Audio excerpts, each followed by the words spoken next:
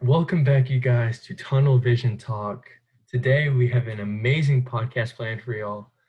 Right now, we're going to talk a little bit about the recent Julio Jones rumors. Is he going to go to the Titans? Is he going to go to the Seahawks, Ravens, Patriots? We don't really know yet. But later on, we have a interview with Tony Ortiz, former national champion at Nebraska in 1997 and 1995. And we recorded that before this one, so you're gonna hear me say welcome back again. Just know, same meeting, same podcast, just two different segments. So if you're on YouTube, this is actually gonna be edited for you, so should look more nice and transitioned than our previous ones. So let's hop right into the Julio Jones news. Today, Titans fans, we got some good news. It was from, I don't remember who had the initial report, but I saw it on JPA Football. It was from Pro Football Talk, actually, Mike Florio. He said that the thought in many league circles is that the Falcons will eventually trade Julio Jones to the Titans for a second-round pick. Now, the thing is, this report was kind of a bad thing because, it showed other teams that all they had to do is just give them one first-round pick and they would pretty much have Julio. But I think what the Titans should do to combat that is maybe give a second round pick, but I would include a guy like Rashaan Evans. You look at our draft, we drafted Monty Rice. We have Jayon Brown on the 1 year deal. Rashaan Evans is also on a 1 year deal, technically, because we declined his 5th year option. And we have David Long Jr. as well. So in that linebacker group, I feel like one person has to go, and I don't think it should be Jayon. Jayon was kind of the glue holding the team together when he got injured. It wasn't necessarily good for us. I mean, our defense obviously had a rough year last year, but I think moving Rashaan would be the best because he's going to want a good amount of money after the season's over, especially with a good season. And Monty Rice is a much cheaper option for us. So adding a superstar like Julio Jones in exchange for Rashaan in just a second would be a steal, in my opinion. Yeah, I think, like you're saying with Rashawn and Jayon, I feel like when Jayon gets hurt, and it's like I feel like that's not what I'm saying. I feel like when Jayon is hurt, it leaves that extra role that we always. I feel like when Jayon's hurt, we always in our podcast are like, all right, David Long's gonna have to step up. David Long's gonna have to step up. And sometimes that's not what happens. So it's like, and he usually is, solid for us when he gets hurt. But it is nice. I would rather have Jayon than Rashawn. Just because Jayon, I feel like is more all like well rounded. Yeah. Rashawn is Yeah, very very hard hitting. Very like our run stuffer, like goal line yeah stands. You saw him. He was yeah he was our yeah MVP Patriots game playoff right goal line stand.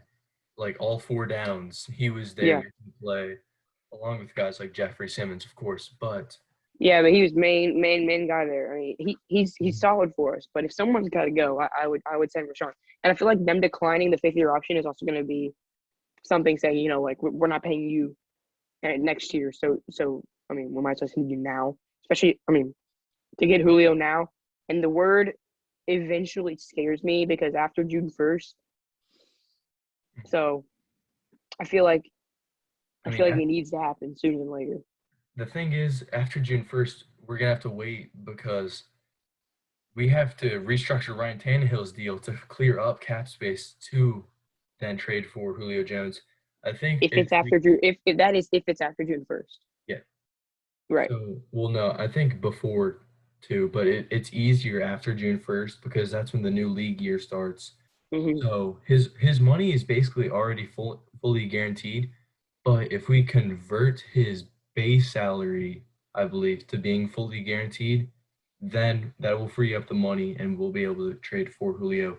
So if the Titans do that, Titans fans be on the lookout for a Julio Jones trade to be coming Mm-hmm. very soon, as early as Tuesday, honestly, because June 1st rolls around. That's when the Falcons are off the hook for that money and they can just pass it on to the next team. Mm-hmm. Um, Other teams I'm looking for, Rams were reportedly believed to be out today. Patriots are cautious about it. They actually made an offer. It was reported that they are trading Sony Michel and a fourth round pick for Julio. Or no, it was Sony Michel and a first round pick, I believe, for Julio and a fourth. I Mm. mean, the thing is, for the Falcons, that doesn't help because that's a salary dump for the Patriots as well. Tony Yeah, Michel is scheduled to make a lot of money this year, so yeah, and that's what I saw that too. I was like, that's kind of weird that that wouldn't he's making. really help. I mean, obviously, the first round pick would help immensely for them, but Sony Michel, that would kind of just weigh them down cap wise. Yeah, I I think feel like good. I think the Seahawks, that's not gonna amount to anything. I mean, they already have two great receivers in Lockett and DK. They don't need Julio. They're gonna have to pay DK soon, just because Julio and Russ have been talking about getting together. That's not what Russ needs. He needs O line help, like Burrow. Yeah, If you don't need a third receiver. right. I feel like I feel like back to that Patriots trade. I feel like the only thing like I would rather just have the first round pick and I mean, who the first round pick for Julio. Mhm. I mean, you see them adding in Sony Michel, and it's like, one, you don't need Sony Michel if you're Falcons. Two, you don't need his money. I mean, you might as well keep your fourth round pick and just ask him for the first. Like, Yeah, I feel like Falcons fans just don't want to trade with the Patriots strictly because of Super Bowl 51. Because 28 to 3. Yeah, it's yeah, but So, I mean, I think it's going to come down to, um, I think it's going to come down to the Titans, probably the Patriots still, just because they had that first round pick in there. Um, and I think the 49ers will be a team to look out for. Because, I mean, I heard they're out of it. no, it was the Rams that I heard today. The 49ers are actually pretty far in from what I've heard. I think in terms of like top teams odds wise, it was Patriots, then us very closely, and then the 49ers because I mean, you look at that team, they're kind of in a win now mode because they have older guys on the offensive line. Defense, you have a mixture of like old and young. So I think for them to be able to win a Super Bowl, like trading for Julio Jones now would be the best idea. You still have Debo, you have Brandon Ayuk, and then you add in Julio Jones. You have Kittle as well. Um, Hmm. I mean, your backfield solid there as well. You just got Trey Lance. He can sling it. So Yeah, realistically, and then Ravens, I don't think that's going to end up being anything. Um, Ravens don't really trade for people; they more trade people away. hmm, And then Chiefs, that's not happening. I don't even know no, why. they don't even need him. Like Yeah, that's like the one team they don't that doesn't need him. yeah. Like Colts, I don't think they can because they don't have a first round pick if they wanted to like one up the Titans because of the yeah, Carson Wentz deal. So they would have to trade like a pick 2 years in the future, which well, and it's either that or it's like a second round and someone first off better than Rashawn. Second off, a guy they're willing to trade, and I don't think they have anyone that they're willing to trade right now. So so that's all we got right now in terms of Julio Jones news.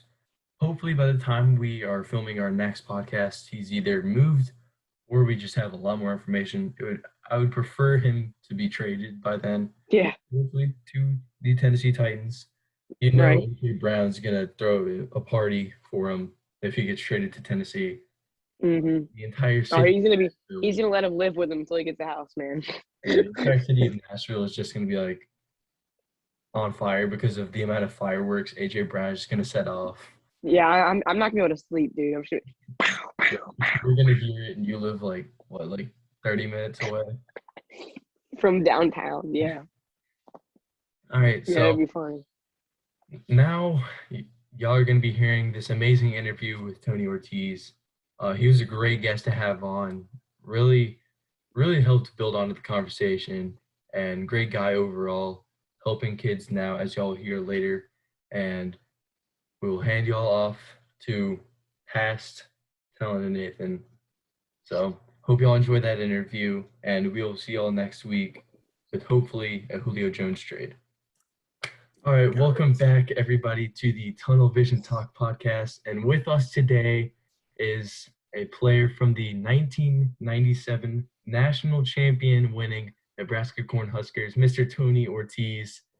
Thank you for being on with us tonight. It's a pleasure to have you.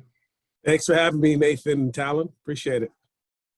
All right, so we're going to want to jump right into this. So first off, we know that you were an amazing athlete actually in high school. I know you did track and you did football, and you set state records for Connecticut in track and field with the 100-meter dash and the 110 hurdles and 300 hurdles, I believe. So I want to talk a little bit about your recruiting process and what that was like for you coming up in high school.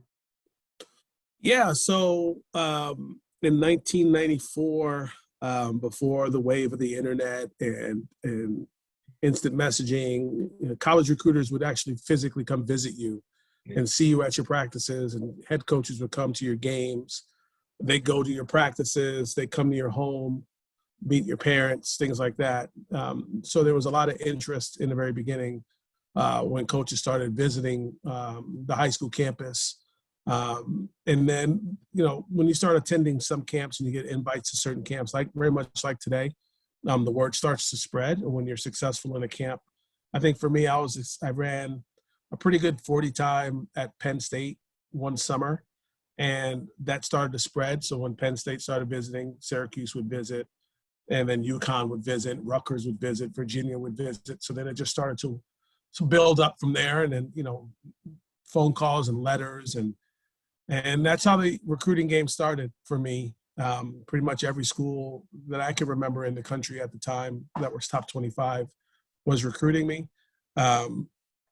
And so you have to narrow it down and kind of pick from there. And so it was a good experience. It was a good experience to meet coaches and have them come to your home and meet your parents and have conversations. It's a lot of pressure for a 16, 17-year-old kid. But I was able to get through it and narrow it down and then pick Nebraska ultimately.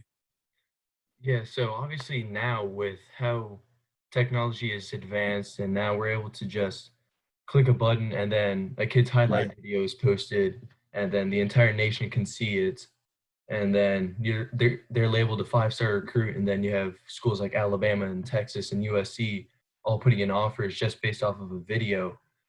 So how much of your recruiting process do you think was more about, like, during your home visits, were they paying attention to like character and how your parents were interacting? Yeah.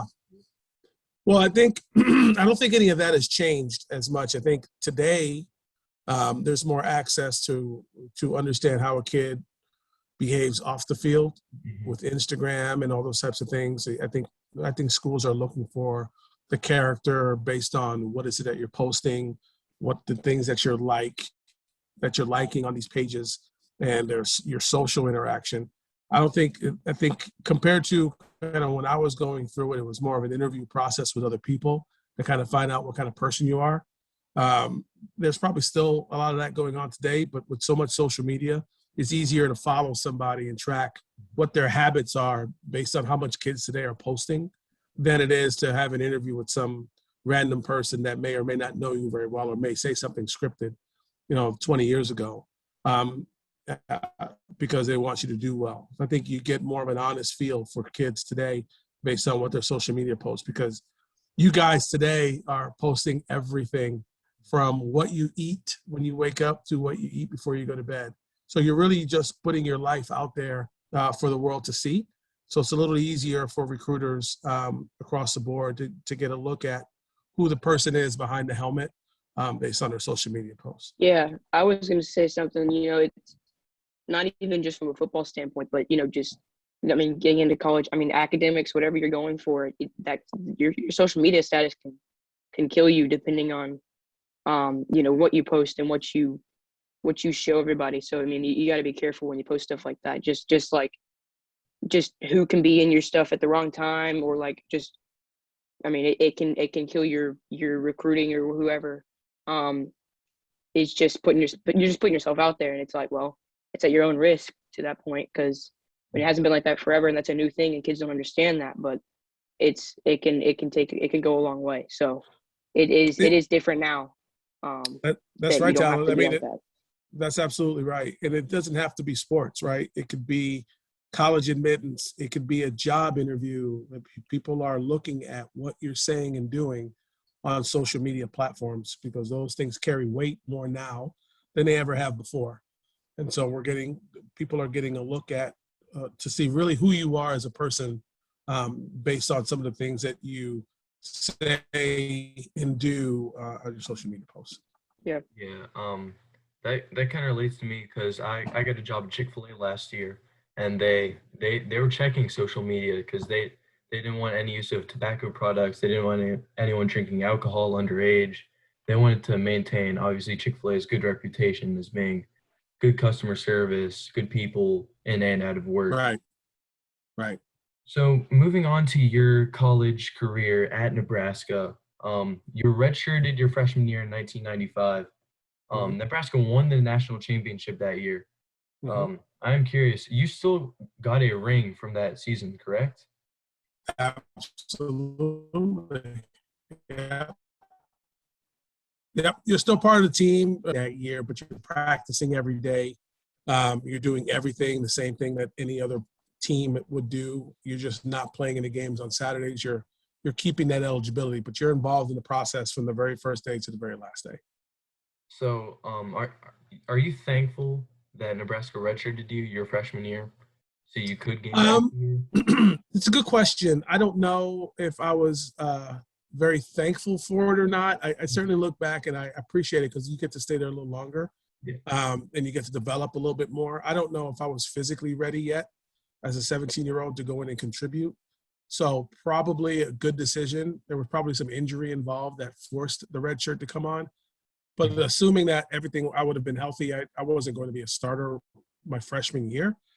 But I would have been a contributor somewhat. And I don't know if the contribution in my freshman year would have been better as a true freshman than a redshirt freshman. So I'm probably better off redshirting and going with that decision. So um, rather than not, right? So rather than contributing as a special teams as a true freshman, I got to do it a little bit better, a little bit more as a redshirt freshman the next year with a year of weights and a system under your belt. You're a little bit more confident in yourself as a player. So I probably appreciate it. I think you're right. I think I probably appreciated it more the next year than anything else. Yeah, and so moving on into the 1997 year, you'll win a national championship after only losing one game the year prior. It came down to the bowl season. You and Michigan both undefeated. You go out and play number 3 ranked Tennessee with Peyton Manning at the helm, and you'll beat them 42-17. What was that like playing against the sheriff Peyton Manning in that game? Uh, Playing against the sheriff, I tell you what, he's probably the best player at that position to ever play the game, in my opinion, at the college level or the pro level, just on his approach and how he was in preparation for that game and what he did in that game. I mean, he still played fairly well. I just think that we were just a better team as a whole. We were prepared as well. But we probably prepared more than we prepared for any other team just because of the quality of the player he was and the team that they had at that time. They were equal at every level. I just think that we were a different animal in 1997. One of the better teams in college football history, probably, and Nebraska history for sure, with some other teams that were the 95 team or the 94 team that played other big time teams. But in preparation for that game, going back and thinking about it, we were at the bowl site 2 weeks early, scrimmaging and playing. So getting acclimated. This is in Miami. Getting acclimated to the heat, coming from the Midwest in December and January, and going right to Miami and playing in 90-degree weather. We had to get acclimated to that. So we spent a lot of time there. We spent Christmas there. We spent New Year's there, and we were on a mission. And when Tennessee came in, and we were ready, we had already beaten each other up for 2 weeks. So seeing somebody else was a lot of fun, and it felt like it was pretty easy going through the game. But hats off to them and who they were as a team at that time. They were a quality team, but we were ready. We were ready for sure that weekend.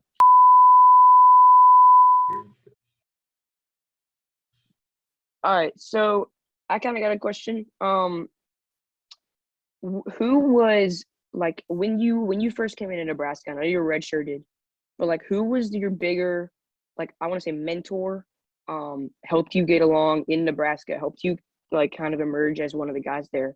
Um, just who like and maybe it was another linebacker who's a coach, maybe who was your bigger mentor there with your Yeah, time? yeah, it's a good question. So who showed me the ropes? Who kind of put me under their wing, kind of deal? In my very first year, I didn't really have anybody. As a freshman, you're kind of figuring out life as a freshman in college and everything else. So there was a lot going on. I think it was the summer of my freshman year when my coach at the time, his name was Tony Samuel. He told me the one person that I should stick with and just follow him and just do everything that he does, and I'll get where I wanted to be. Because that person kind of already knew what he wanted to do and to get there. And his name was Jay Foreman. Jay was playing the same position essentially I was, got moved to the middle linebacker position, and I essentially played alongside him.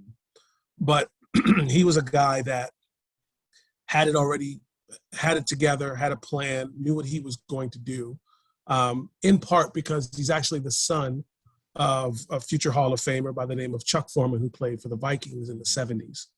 And so Jay already had an idea of what he wanted to do and what he was going to do and when he was going to do it. I did not. I was just happy to be there. And so following Jay in doing the things that he did outside of the extra things that we already did as a team. There's team things, team lifting, team running, and all that good stuff. But Jay had the extra how to eat, when to eat, the extra lifting or the extra running or the film study and things of that nature. So once I kind of watched him and kind of stuck by him and to those things, I was able to kind of pick up some of those good habits. We became roommates. So it helped me kind of see the things that he did off the field that I was able to mirror.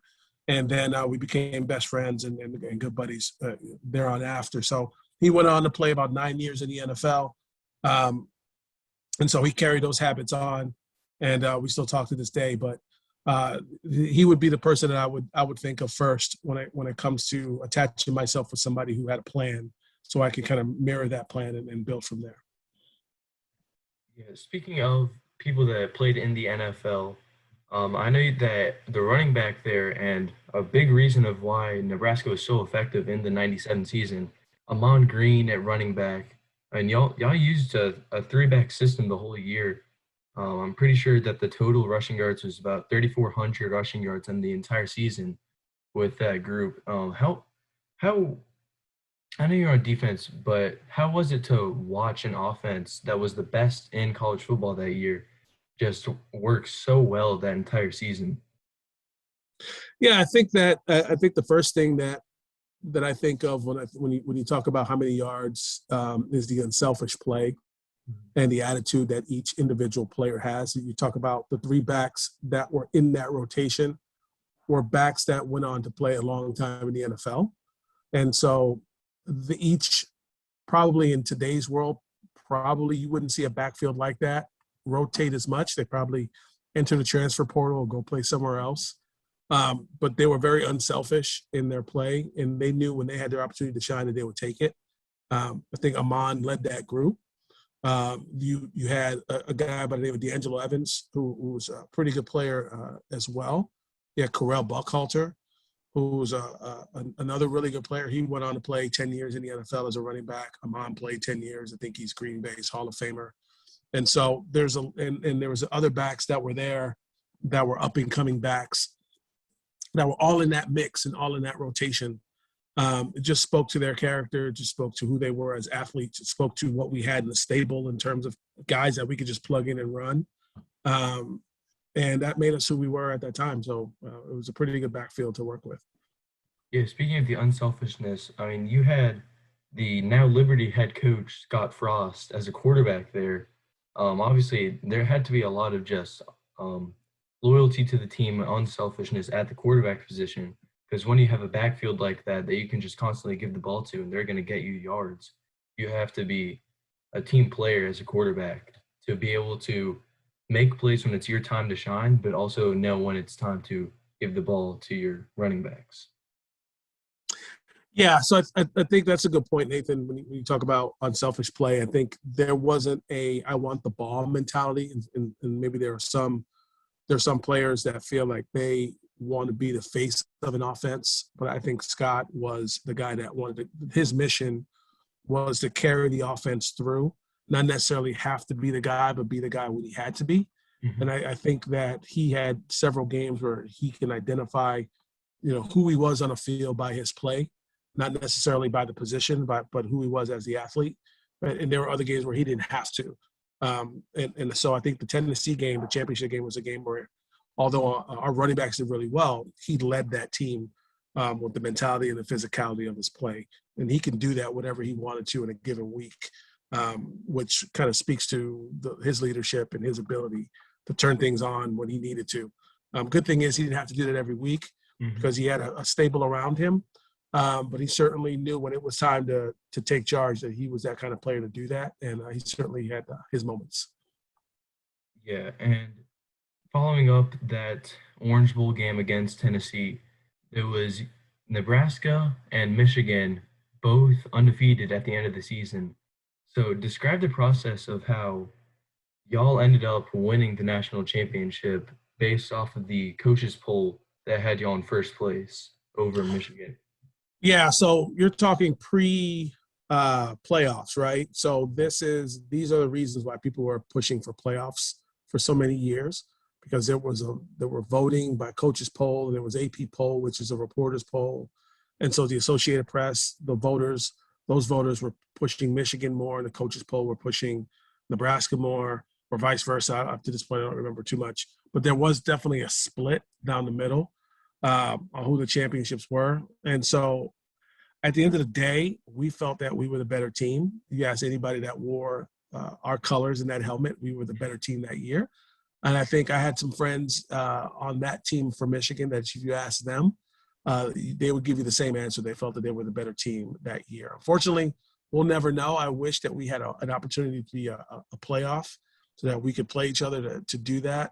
But it was just two great teams that year with a lot of talent on that team to go on and do great things individually in the NFL. But there would have been a great time to see a matchup like that.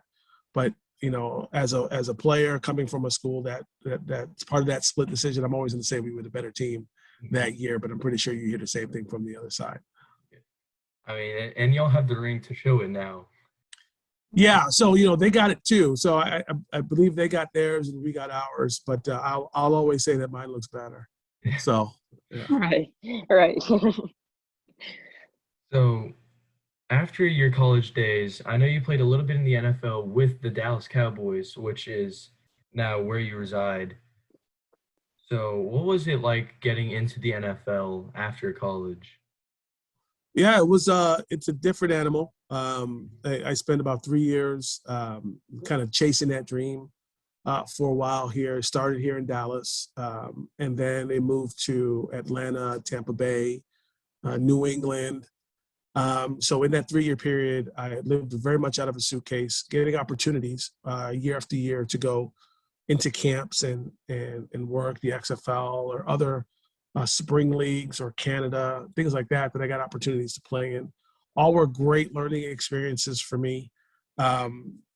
Made a couple teams, fell short in a couple other opportunities. But at the end of the day, what I learned from it, that it's very, very much a business, and it's very, very much something that you always want to be ready for when that phone call came, not necessarily have to get ready for. And so you're always in the best of shape. You're always ready to go. You're always the best possible you, because you never know in that window of time when that phone was going to ring. I never knew when that phone was going to ring, but I always stayed ready. And yeah, here was a great place for me to train year round. I was able to, obviously stay here. Here's where I met my wife. And so Dallas became home after it was all said and done. But it was certainly a great run for sure. Which out of the leagues that you played in between NFL, CFL, and XFL did you find the most beneficial, or were you able to contribute the most? That's a great. So probably it's a good mixture of the three. The contribution that came through the most was probably my NFL Europe experience. That was the spring league of the NFL, where you travel overseas, and I played 3 seasons in that. And so that was a lot of fun. It was a great learning experience. Great coaches, great opportunity to learn how to be a pro and how to do things a certain way. The Canadian League was great as well. But nothing beats an NFL training camp. Nothing beats an NFL experience where you're there with the very players you either grew up watching as a kid or other people's heroes, right? And so you get to learn not only from the position that you're playing, but you really get to open your eyes to other positions and watching how other people are really perfecting their craft. And so it was a lot of fun, but I got to learn a lot from the multiple leagues that I was able to play in. Yeah, speaking of the NFL legends you're able to interact with, I saw on your Facebook recently that Adam Vinatieri, who just recently retired, was actually helping you buy a suit at one point. Take us through that story. So it was my first year. I was recently released by Dallas, and I went to New England. And I was so New England, the Patriots. I live in Connecticut, right? So you're talking maybe 3 hours or so from Massachusetts to Connecticut, that drive.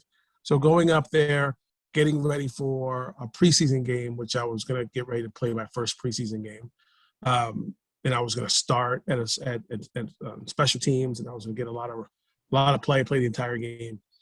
I didn't have a suit. And I didn't know, because we didn't do it in college. In college, you wore a tracksuit when you traveled. Mm-hmm. So as a pro, these are things that you learn. But as a pro, when you travel, you have to wear a suit. This is a business trip. And so I didn't have a suit, and I didn't have shoes. I didn't have a belt. I had nothing. And so I happened to be, and since I was more of a special teams player for that team, I used to always be in the special teams room. I didn't necessarily have a niche position. I didn't play linebacker. New England was a little different in their concept. As you know, today, Belichick had certain players do certain special things. I was a player they brought in to do only special teams. And so I would be in a special team room. I wouldn't go to any other meetings or any other. So I hung out with the kickers all day long for the most part, right? And so Vinatieri and I would hang out, and during camp, I would do whatever it is, either go back to my room or hang out with them. I didn't know anybody else for the most part. So in preparation, I said to myself, damn, I don't have a suit. I got to figure out a way to get to the mall. I didn't drive up there. I didn't have a car. And so he kind of was talking to me about it. He was like, I'll take you. And so he took me to the mall, and I bought a suit at the mall. I bought some shoes. I bought a belt.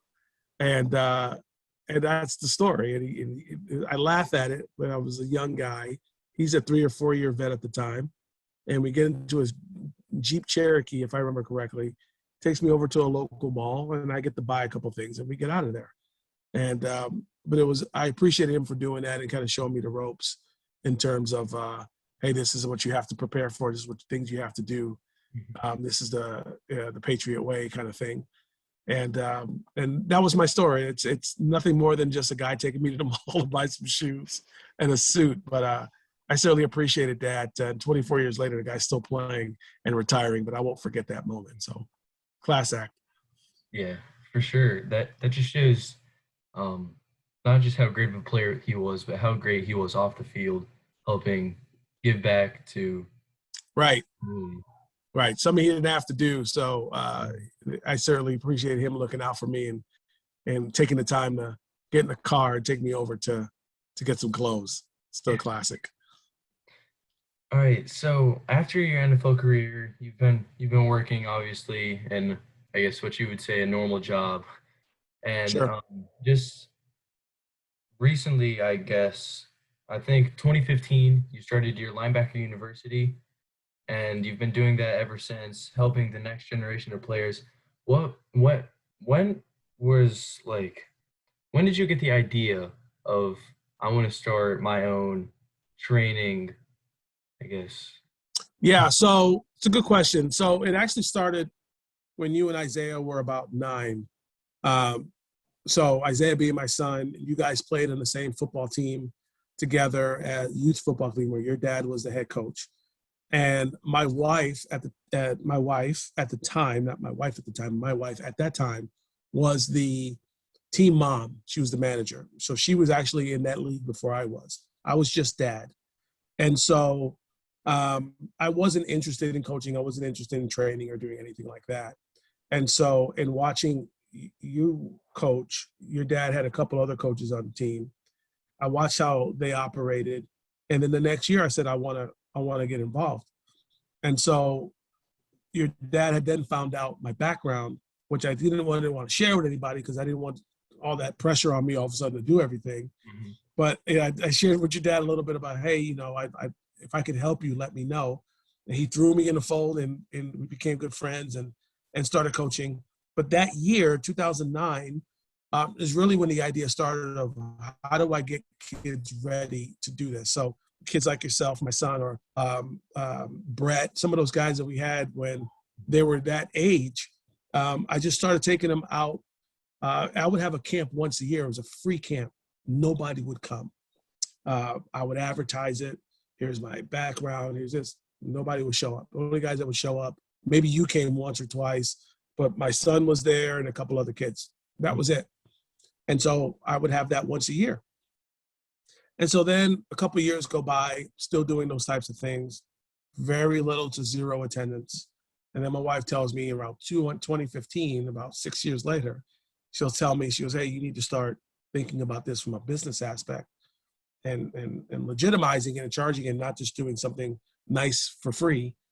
And so I said, all right. So I kind of came up with the idea of the concept around LBU. And LBU, essentially like a college university, like my first year in college, I didn't necessarily know what I was going to do. And so I took a general studies course like you would just to get your feet wet into college. So LBU very much is like that, a general studies course where you can just build a foundation. And then as you grow and you figure out what position you're going to play, we'll start fine tuning that. And so that's what I started doing. So I started training to build the foundation of the kid, how to run, how to tackle, how to block, all the basic fundamentals of what it takes just to be an athlete. Forget just football, just an athlete.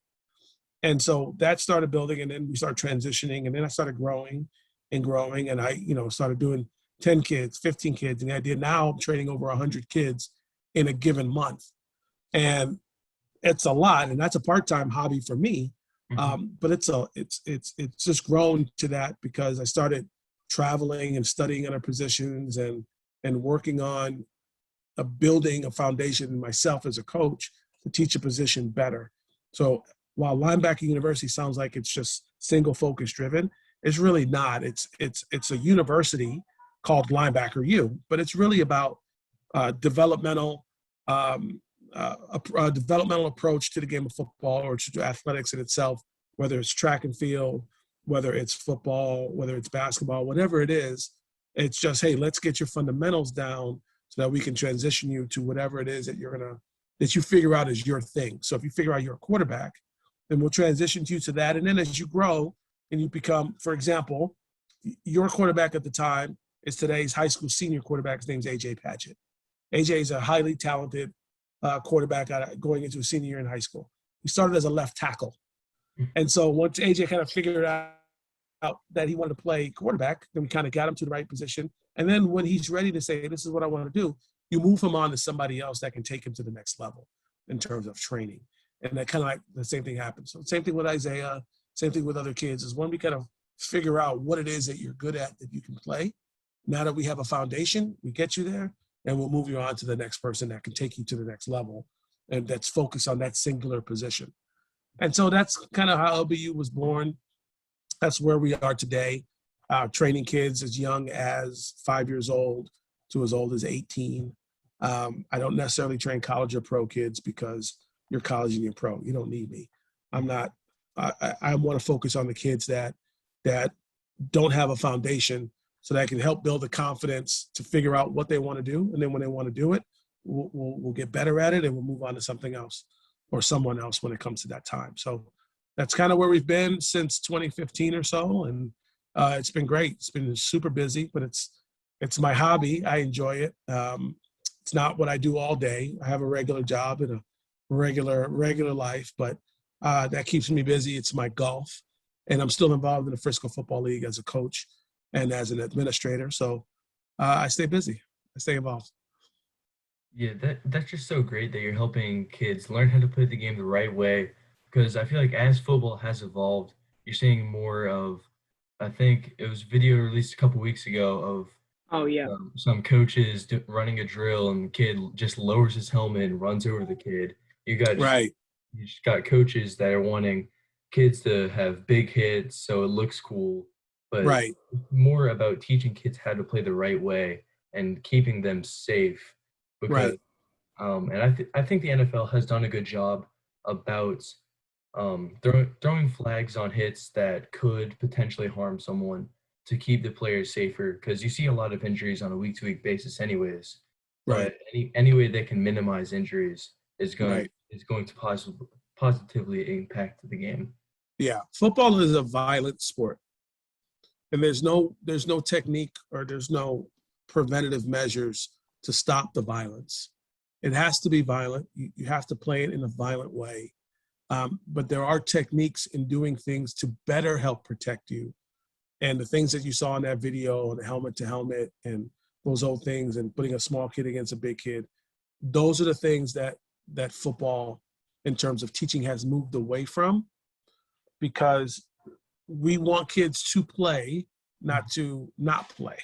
So in order to prepare these kids and get them in the right position, we need to start developing them the right way. And I hope that what I'm doing is helping along the path of doing. There are other coaches out there that are doing the same thing. There are other styles that other coaches have. And then there are coaches that are still kind of stuck in that old school mindset that I went through, that luckily I was able to survive from. But other kids are walking away from the game because of head injuries, because of things that we see that they're not teaching the right way, or they're just allowing the physicality to get in the way without slowing the game down and teaching them the technique first before we get to the physical. You need to be physical. Football's a physical game. It's a violent game. You can't stop that from happening, but you can do things to put you in a better position to be effective than it is for the ooh-ahs of the hit. So hopefully there are others out there that are doing the same thing, and I hope I'm doing the same thing today. Yeah, I'd like to just that video in general. It's not. I mean, and that's not the only case of it happening. They were videoing that, and it's good to put out there, especially with it getting so much publicity and so much. I mean, it went viral, and it's like Right. all these NFL guys, all these former NFL players, just like posting it. Get these kids coaches that know what they're doing, that they teach them like you're saying, there's techniques to avoid injuries that are going to take you out of the game. And I mean, it puts that mindset in you that's like, I don't want to play this game if I'm going to get getting hurt, and I'm this little kid, and I'm not going to, put my body out there just because my coaches want me to. And it's like, well, you got to, like you're saying, football's going to be like that. But if you're gonna play at a young age, Right. and you're gonna play tackle, you need these kids to have coaches that know what they're doing, just to have them not think, this is a scary sport, I don't want to play it. It's like, Sure. well, you still need the kids playing. Just make sure they know how to tackle and know how to hit just before they start doing it. So Right. yeah. So with that, I do kind of want to ask about, we kind of already talked about it, but the evolution of football, whether it's penalties or just like hits, or how the games roll nowadays compared to 96, 97 when you played it back in Nebraska, how different it is now than it was back then. Yeah, the game's changed for sure. The game is it's a little bit more pass first than it is run. Certain schools still, you see certain programs still keep the mentality of physical play, but for the most part, the game has evolved. It's faster. People are bigger. The athletes are much more dynamic than what they were. I think you started to see that shift in the 90s of the faster athletes out there, the lighter athletes playing the more traditional, bigger positions. They were smaller and faster. And what you saw with the skill players is the reverse. You saw the skill players become bigger and faster. You never seen a DJ Metcalf or a Megatron playing a wide receiver position before. There were one in a million. Now those guys are, there's one on every team that's 6'6" who can, run a 4.4, right? Yeah, AJ Brown, something like that, right? So you just don't see guys like that. You didn't see guys like that 15, 20 years ago. And now you see one on every team. So the game's changed. in that regard for sure. The ball's coming out a lot faster, for sure. The game is fast-paced. It's about scoring points.